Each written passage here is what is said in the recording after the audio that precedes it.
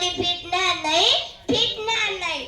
भारतीय राज्यघटनेचे शिल्पकार डॉक्टर बाबासाहेब आंबेडकर यांचा जन्म 14 एप्रिल 1891 रोजी मध्य प्रदेशातील महू या गावी झाला. डॉक्टर बाबासाहेब आंबेडकर हे बालपणापासून खूप हुशार होते. त्यांना वाचायची फार आवड होती. त्यांनी गरीब लोकांसाठी काम केले. त्यांना भारताचे संविधानाचे जनक म्हणून ओळखले जात असे होते.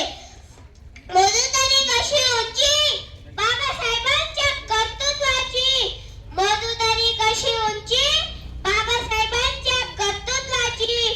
त्यांनी जगाला शिकवली भाषा माणुसकीची. त्यांनी जगाला शिकवली भाषा माणुसकीची. जाता जाता एवढंच बोलते. आले किती गेले किती उडून गेला भरारा. आले किती गेले किती उडून गेला भरारा. संपला नाही आणि संपणारच नाही रे माझ्या भीमाचा दरारा. माझ्या भीमाचा दरारा. अशा या महामानवाला माझ्या कोटी कोटी प्रणाम. जय भीम.